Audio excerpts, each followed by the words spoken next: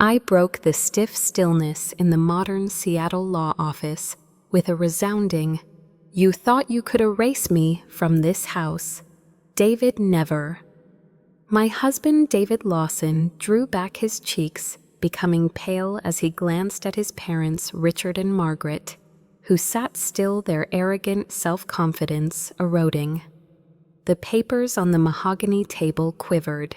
My pulse was racing, and every nerve in my body was on fire with rebellion as I stood tall. With an angry tone in her voice, Claire Lawson, the sister of David, rammed a stack of legal papers onto the table behind me. With the words, "This villa belongs to Emma Harper, and you'll pay for your lies." The atmosphere in the room was electrifying, tinged with a mix of anger and anticipation of judgment. The tempest raging within me was mirrored by the waves crashing on the beach of Puget Sound outside. Like the conflict erupted, the metropolitan skyline stood like a mute observer through the floor-to-ceiling windows. Fighting for a house wasn't all I was doing. My truth, my freedom, and my very existence were on the line. How did things get to this point? Allow me to transport you to a time when I had faith in love, family, and trust. I had given David's parents the cottage on Lake Washington as a token of my appreciation. It was to serve as our refuge. Hey there, I'm Emma Harper, and I'm a 45-year-old lawyer who made it big in Seattle's legal scene and makes over $150,000 a year.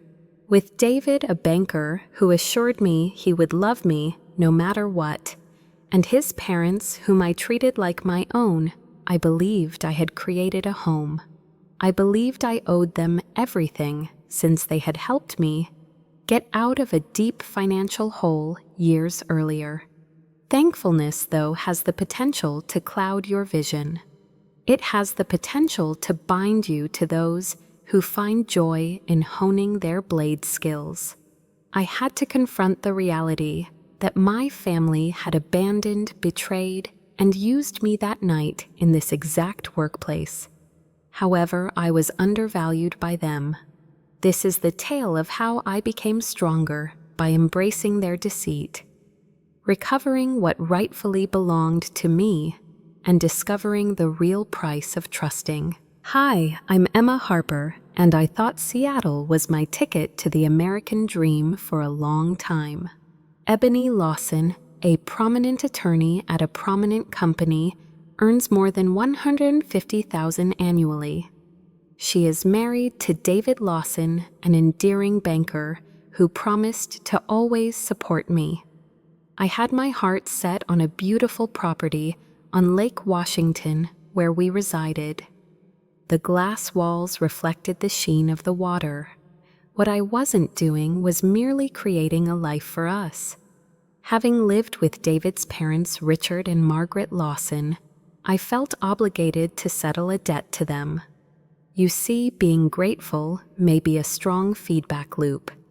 It chokes you and makes you oblivious to the holes in your defenses until they begin to fall. Return with me to the beginning. I had $80,000 in law school debt and was 20 years old. My ambitions of becoming a lawyer were on the brink of ruin. Bad investments caused my parents' modest business to fail, and now I am left with nothing but dread and ambition after they passed away. With his infectious grin and unwavering commitment, David came into my life at that moment. His loved ones came to the rescue. Two people, a retired contractor named Richard and a former teacher named Margaret, promised to pay off my debt. "It's not charity, Emma," Margaret said in a gentle, nurturing tone. "Your faith is in us." In a gesture of cooperation, David squeezed my hand and nodded. "Aren't we all family now?" My emotions were so raw that tears welled up in my eyes. "Obviously, I would marry him," I said. "Not only would I give them money, but I would also be very devoted and loving back to them." 10 years later, I had accomplished it. I paid off all of my debt, got a position at a prestigious Seattle business, and passed the bar. When people heard about the tenacious Emma Harper and her expertise in property disputes, my career took off. The suspense of the courtroom where a persuasive argument may swing the outcome was my favorite part of law school. Things were different back at home. My present to them was the villa, an accessible sanctuary that I had proposed for Richard, who had been paralyzed in a construction accident. His life was made simpler by its open layout ramps and smart home technologies, especially for Margaret, who was experiencing a slowdown due to age. I owed them money, so I took out a $500,000 mortgage. I could afford it. In David's opinion, that was the best course of action. While planting a kiss on my forehead, he would tell me, "You're amazing, Emma." I didn't doubt him. I mean, why not? What I had envisioned as a haven didn't materialize at the property. The requests began modestly. "My morning coffee is missing, Emma." From the living room resounded Richard's rough voice. Stopping mid-email, I would get his cup and fake a grin. Margaret would phone Emma and say, "Emma, the TV's acting up again," in a hard, irritated voice. Ignoring the stack of case files on my desk, I would troubleshoot the remote. "Could you, Emma, lead the way to the couch for me?" Once again, Richard's hands lingered on my arm for an excessive amount of time while I supported him. The fact that he was handicapped and dependent on me helped me clench my jaw. To no avail, David. He'd sneak out of the room and claim, "I'm swamped at the bank, babe," leaving me to handle everything on my own, their incessant demands at work and at home. Despite my exhaustion, I persisted. Their relatives, I reassured myself. A family does this. Nevertheless, uncertainties began to creep in. Like dusk shadows on the lake, I kept track of David's expenditures, including the dinner's electronics and other purchases he never disclosed that went on our shared credit card. When I inquired, he would shrug and say, "Just work stuff," but he would avoid looking me in the eye. The intensity of Margaret's gripes increased. "Emma, this is a disaster of a house. That's not good enough." "Can it?" I would gnash my teeth, wipe off the surfaces, and ponder why there was never an adequate amount. Even worse was Richard's conduct. The way he asked was intrusive and intimate. "Emma, I need your help changing," he would ask, his eyes trembling. Even if I offered David my assistance, Richard would just shrug it off. "Aren't you stronger than he is?" Even though it made me itch, I kept quiet. I was bound by gratitude, that ancient bond. A conversation with David was my goal.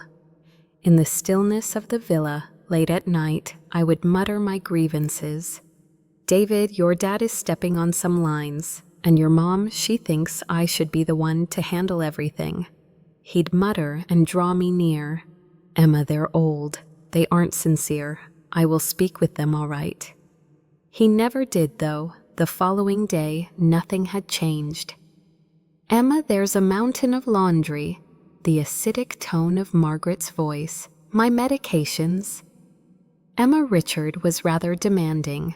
With the mortgage payments eating away at my savings and their financial pressure, I felt like a house servant. For hours on end, I would lay here, my eyes glued to the ceiling, trying to figure out whether this was love or family. I forcefully ignored the thought of divorcing.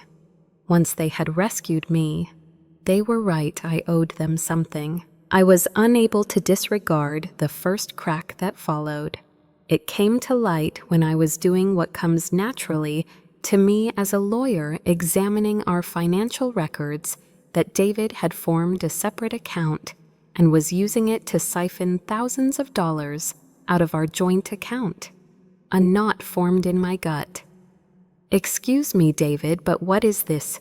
With a firm but icy voice, I raised the declaration. He hesitated before revealing his endearing grin.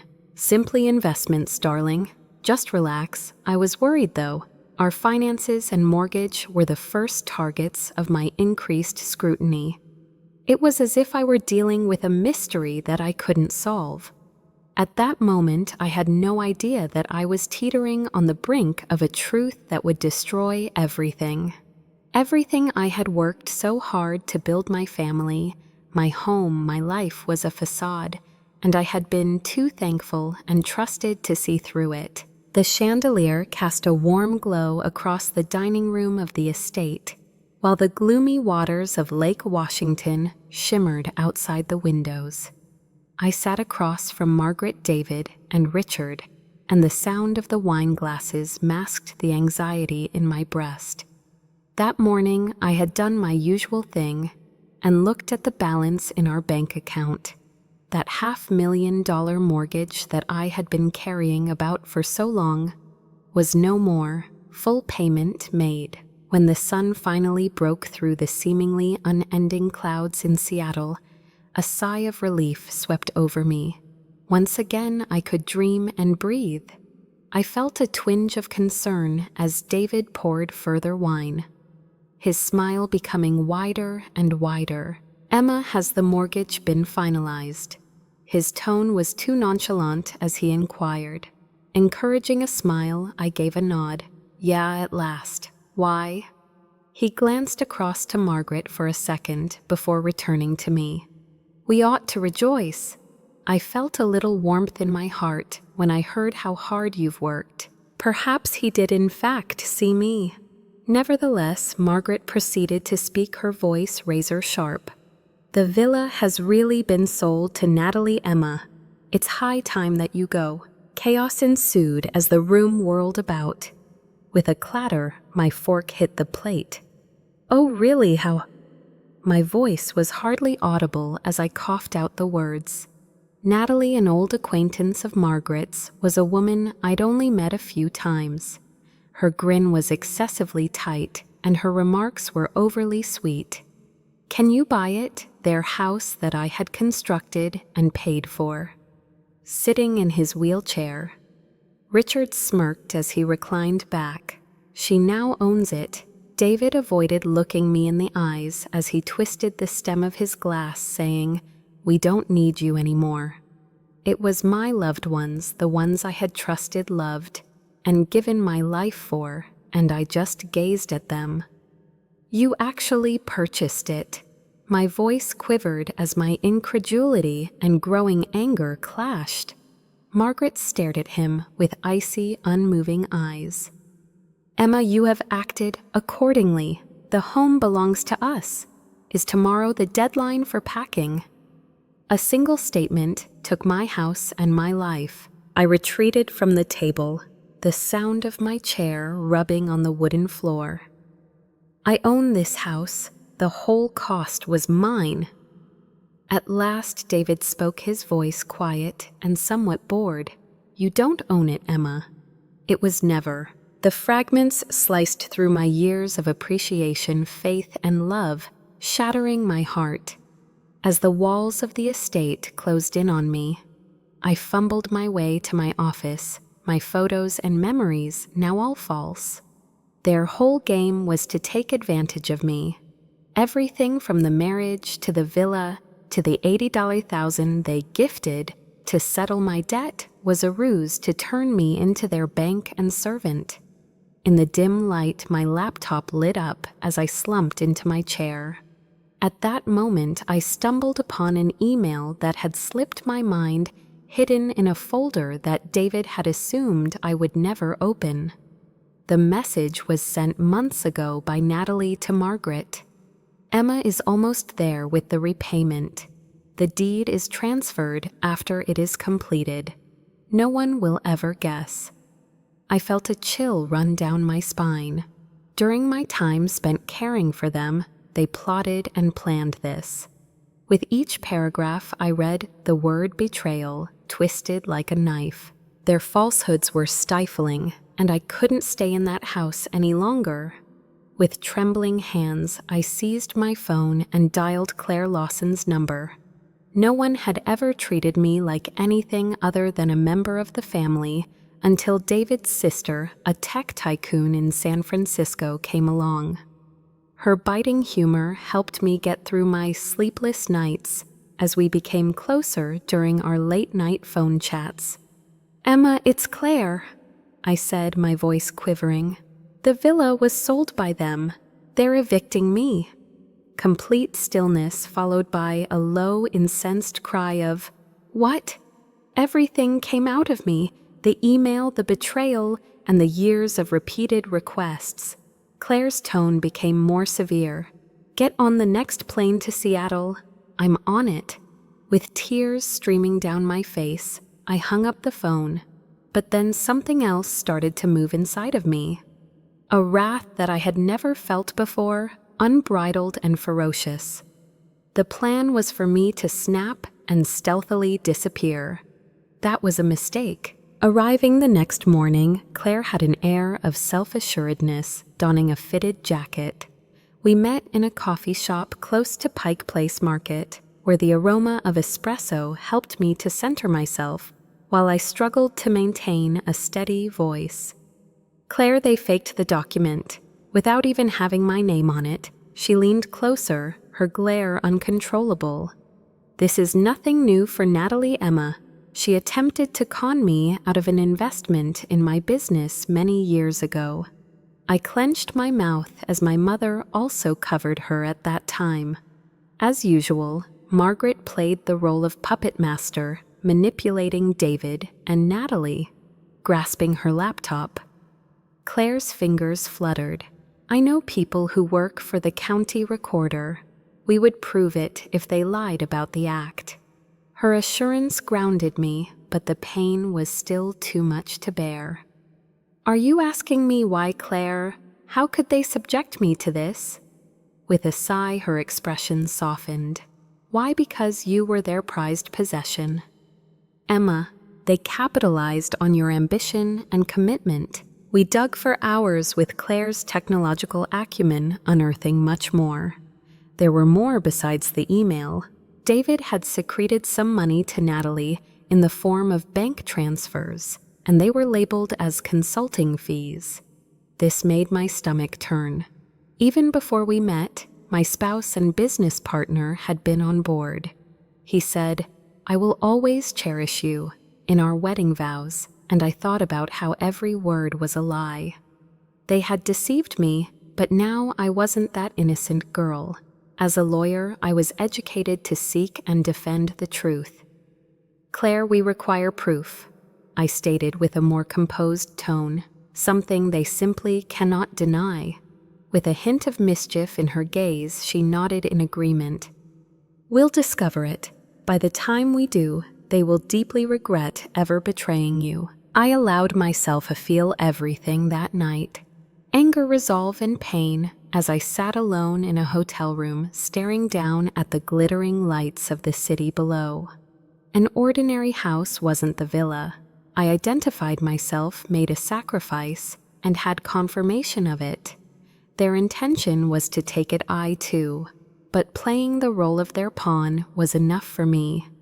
Every request, every small detail, and every payment was meticulously documented as I pulled out my laptop. Brick by brick, my legal mind began to construct a case. Claire said, "They'll regret it." I couldn't agree more. The house was no longer the exclusive focus. Fairness and revealing Emma Harper's true identity were at the heart of it.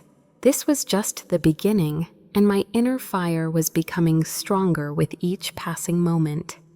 The downtown Seattle courthouse was a tense place, with its high ceilings and glossy wood that accentuated every sound.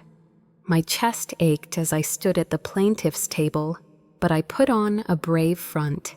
David, Richard, Margaret, and Natalie sat across from me.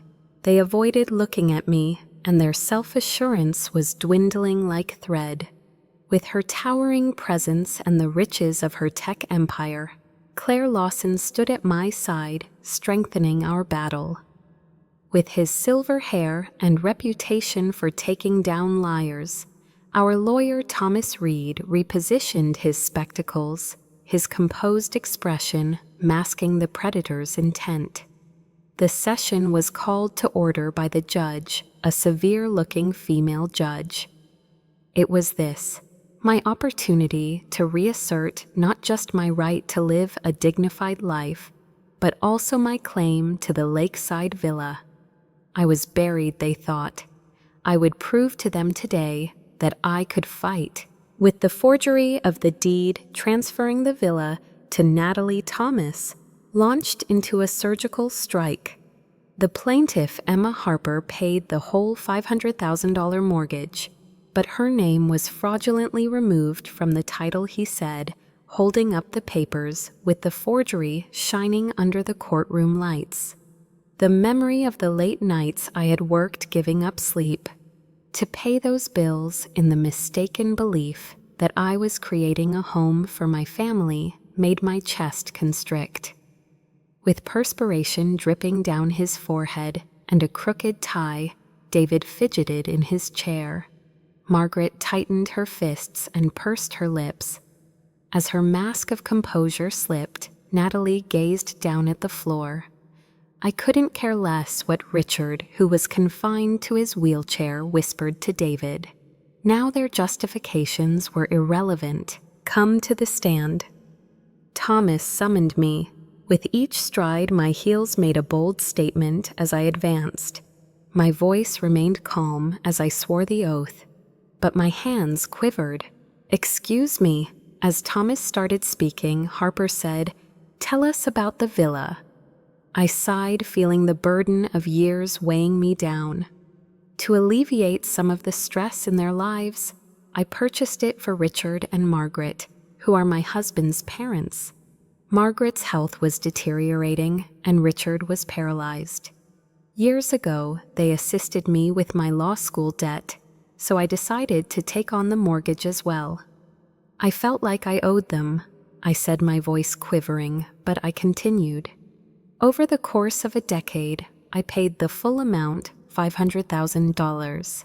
However, their intention was to evict me as soon as the payment was made and transfer it to their buddy Natalie. They took my house, my trust, and my signature. A deep silence descended over the courtroom. Thomas presented me with the email that I had discovered, the one in which Natalie and Margaret conspired to take advantage of me.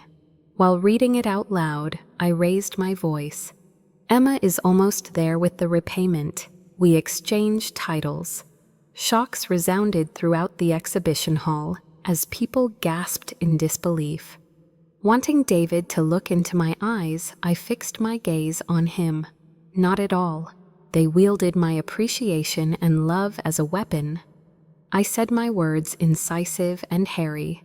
My eyes welled up with tears, but I would not allow myself to cry, since they had turned me into their bank and servant, while they had laughed at me behind my back. This is not the place.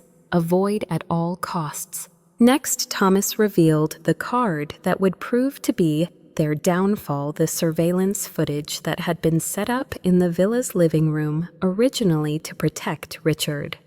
As the image shifted, we could make out Margaret and Natalie seated at the table, their voices audible. Once Emma leaves, we'll sell the place and divide the profits, Natalie remarked with a mischievous grin. Then Margaret gave a little nod. She has an excessive amount of faith in others. Always has been. The treachery resurfaced, twisting my gut. Judgment was halted when the judge's expression darkened. An anxious guy in an inexpensive suit who was representing David mumbled out an argument, but it was feeble and desperate. There was incontestable proof. The plot twist followed. Claire stepped up to the platform, her voice sharp and authoritative. My honor, I found further evidence. Natalie has been using my brother David's bank accounts to launder money through phony consulting fees, she said, holding up bank records that revealed thousands of dollars that had gone to Natalie while I had paid their expenses. Leaning forward, the judge prompted a stir from the spectators. Claire stared at David intently. "My little brother, you were involved." Under the influence of alcohol, David's expression turned sour, and he clenched his fists tightly around the table. Suddenly, Margaret said, "That is not accurate." However, Claire had more to do. "Your Honor, I purchased Natalie's debt from her bank.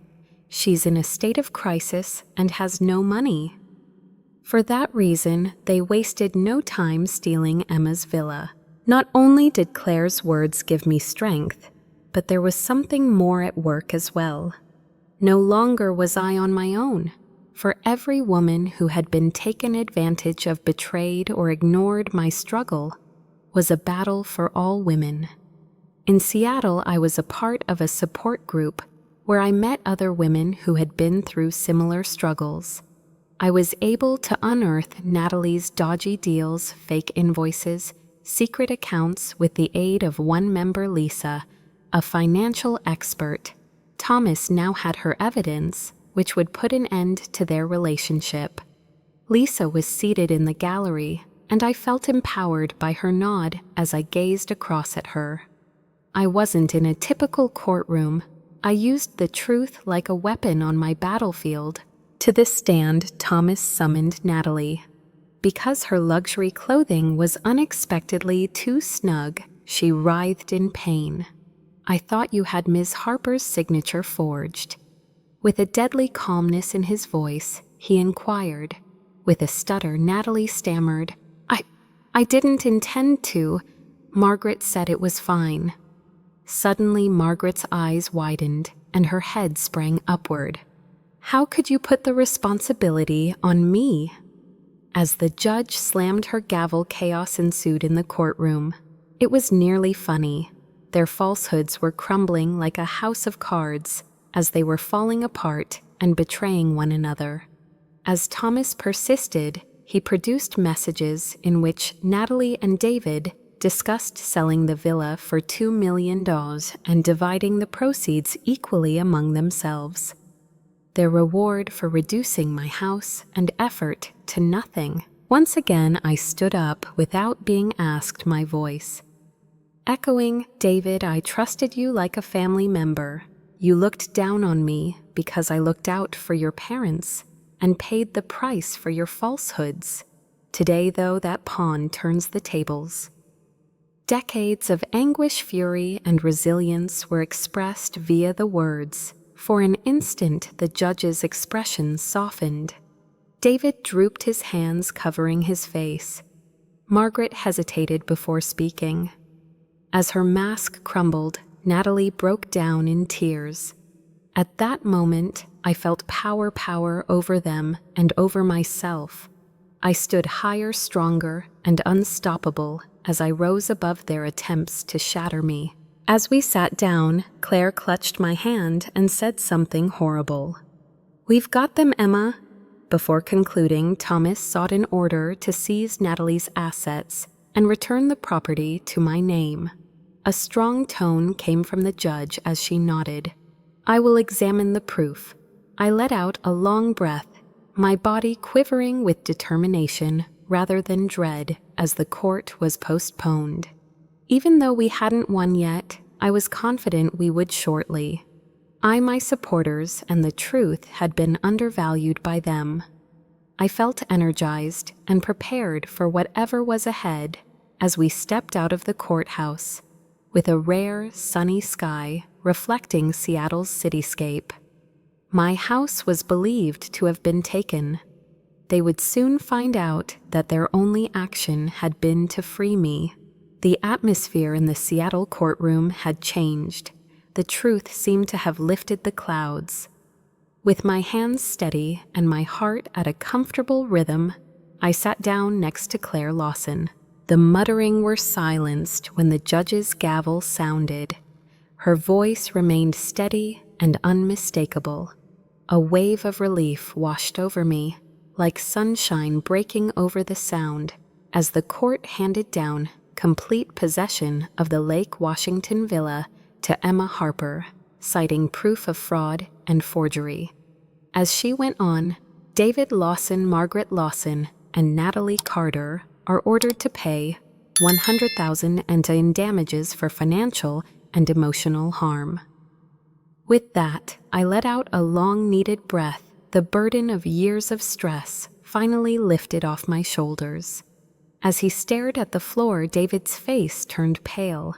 With a quiver in her lip, Margaret gripped her purse tightly. A little and disheartened Natalie appeared with her makeup smudged. Richard appeared dispassionate and distant as he remained still in his wheelchair. It was a defeat. Well, I would have won. With a ferocious grin on her face, Claire clutched my arm. "You did it, Emma," I acknowledged with a nod, but the context went beyond the villa. In order to prove that I was not the innocent lady they had taken advantage of, I had to take back my identity. Nods convey more than words as our lawyer, Thomas Reed, gathered his paperwork.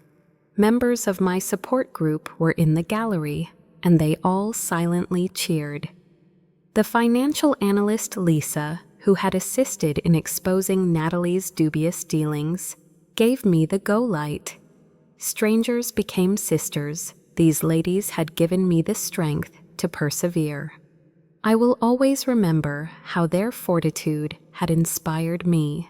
As I walked out of the courthouse, I could see the Space Needle piercing the horizon and the cityscape of Seattle shimmering beneath the unusually bright sky. It was liberating. Once again, the villa, that glass-walled fantasy into which I had invested a decade, was mine, but I had no desire to reside there. There were too many specters in those rooms, from Margaret's demands and Richard's disturbing touches to David's falsehoods. Rather, I choose to rent it out to a family in need of a new beginning, thanks to its barrier-free architecture and great location. Specifically, I would want to see the proceeds go towards supporting a local organization that helps women who are fleeing from financial abuse. Someone who had trusted too much and lost too much may benefit from every dollar. No longer was the home my yoke. It belonged to me. With its floor-to-ceiling windows that frame the city's pulse, my new downtown apartment is sleek and modern. I finally had the peace and quiet I had been seeking in my new house, which was all mine. The unbreakable Emma Harper, the lawyer who had triumphed in her own struggle, became a magnet for customers, and my business flourished as a result. Not like previously, I threw myself into my task. I carved out moments for life fun and coffee with coworkers. At their monthly gatherings, my support group became a safe haven where I could talk, get well, and make new friends. Presenting a presentation to a group of 22 ladies one evening, I maintained a steady voice throughout. As the audience erupted in applause, I had a sense of purpose that went beyond any verdict. The power I had gained from the experience of having my home and trust taken from me. The repercussions for David and his loved ones were severe and quick. Natalie was let go from a dubious real estate business, leaving her with frozen funds. So she could pay off the $100,000 debt, she worked 2 shifts at a cafe trading in her fine gowns for a dirty apron. Moving into a small flat in a dilapidated section of town, Margaret and David found themselves cut off from their social network and with their reputations in shambles. Even Margaret, with her air of superiority, felt the guilt when word got around about the Lawson scam among the neighbors. Once a rising star at the bank, David was demoted, his charisma rendered meaningless. Richard, whose mobility was severely impaired, lived quietly on a pitiful pension. They had nothing to show for it, since their fortress had fallen under the weight of their falsehoods, in a way that David was never. Claire became my family and my anchor. Her penthouse in San Francisco was far distant, yet she made frequent visits here. She spilt the beans over wine at my flat about her struggles, including her fight against Margaret's control as she was building her computer empire. "You're stronger than I was, Emma," she said, her eyes glowing with warmth. Cursing it out was my reaction. "Claire, I had you." That was pivotal. She had not only covered Thomas's legal bills, but she had also put me in touch with a publisher interested in publishing my tale. Unexpectedly, a new chapter opened up a book contract, an opportunity to motivate others. With my pen steady and my future bright, I signed the contract. Days after the judgment, they began calling, leaving urgent voicemails that I ignored. David's voice implores, "Emma, we can find a way to resolve this." Margaret's voice yells, "You've completely destroyed us." My phone went dead after I banned their numbers. Years of my life, my faith, and my work had been given to them. No more. My boss intervened when they arrived at my office in a shabby and disruptive state, wanting to see me. "Excuse me, Harper is through with you," he said as he led them away. The last straw was when security footage of their tantrum went viral online. Their contorted expressions betrayed their wrath, but I felt nothing when I saw it once. They had become strangers' artifacts from a past I had long since abandoned. The streets of Seattle, saturated by rain, welcomed me as I reborn. My breathing was regular, and my thoughts were free as I jogged along the shore. Having friends around for dinner made me laugh more and grin wider. One coworker even joked, "Emma, you're glowing." Others took note. "Can you tell me the key?" I beamed. Freedom. The wounds were still visible, but they served as guides rather than shackles, showing me the path to my future self. The publisher for my book, The Cost of Trust, sent me a mock-up of the cover with my name in bold. Pride welling up in me, I traced the letters. This was more than simply my tale. It was dedicated to all the women who had endured abuse, stood up, and conquered. With the city lights dazzling below, I stood on my balcony and pondered the villa whose walls no longer resounded with treachery, now inhabited by a new family. I reflected on the lives of David, Margaret, and Natalie, whose lives were ruined by their own selfishness. The women who had helped me get back on my feet, Claire and Lisa, came to mind. I learned something invaluable, that I was enough at the high expense of trust. I stood firm, and that would be mine to keep forever. Optimism radiated from the city as I gazed out my flat window at the glittering Seattle skyline. As the night breeze caressed my skin, I perched on the balcony railing, my glass of wine resting in my palm. The courtroom's reverberation died down after the fight over the Lake Washington villa, but the lessons it taught me remained blazingly clear in my mind. The Emma Harper who had trusted without question and allowed herself to be ensnared by dishonest people no longer existed. I had battled, triumphed, and gained wisdom. From my vantage point, free and clear, I could see treachery does not destroy you. If you allow it to, it may build you up. My wounds and my stories are shared.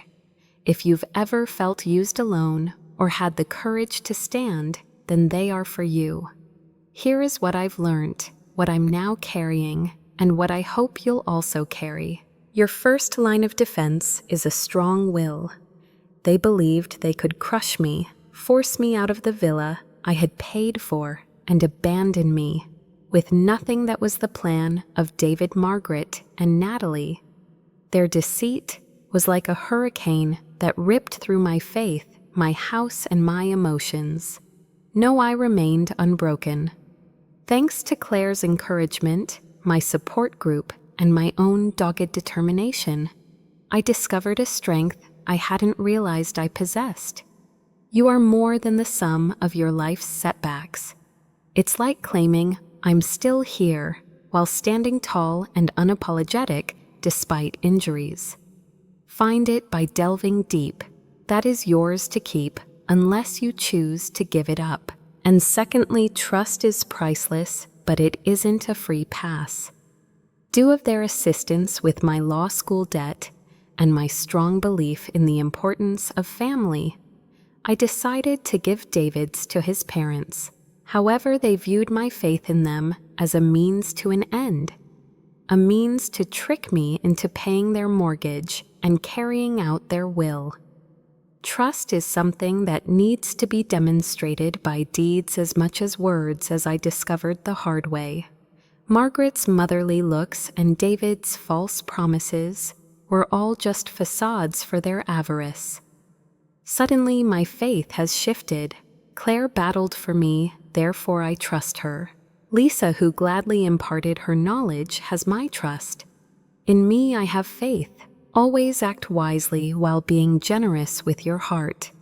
Want to know whether their words are matched by their actions? Then get out of here. You should be among individuals that appreciate you. And third, a group of people may transform adversity into strength. As I lay in that hotel room engulfed in treachery, Claire's call drew me back. A lifeline came from my Seattle support group, where I met other women who had been through similar struggles to Lisa. They were supportive, encouraging, and uplifting. Sarah, a lady I spoke with one night, spilt the beans about how her ex-boyfriend depleted her bank account. Along with sharing my tale, we shared laughter, tears, and healing. The group there was more than simply a gathering. It was a sisterhood. Whether it's a community, a buddy, or an ally, you need to find your people. Your battle is important, and they will let you know that you are not alone. Your combined strength is unparalleled. What this implies, and why my tale touches others, is something I've given a lot of consideration to. A mansion or victory in court is not the only thing that matters. It's about standing up for yourself in a world that belittles you. Right now, I see that in the ladies I assist through the charity I support with the rent money from the villa. That's all part of my legal profession. Trust, giving, and sacrifice are values that society instills in us. But self-defense is rarely emphasized. What I mean is that you should protect and use your strength. Trust and community as your own. Make sure no one takes them. Your worth is immeasurable. You are indispensable. How is this lived? Get your finances in order first. Being so preoccupied and trusting caused me to overlook David's hidden accounts and warning signs. At this point, I review all contracts and statements. Like me, you should.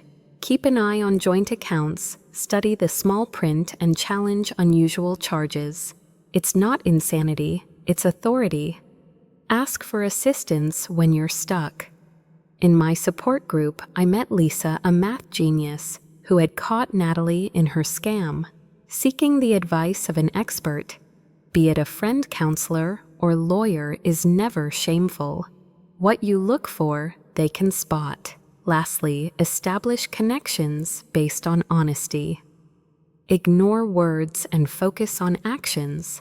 I was defended by Claire, who showed up. It was not David. Make your choice of Claire's, not David's. With the city below me and my glass of wine in hand, I am filled with genuine thankfulness, not the naive sort that held me captive, and to Claire, who became a part of my family. Because of Lisa and all the women who helped me stand.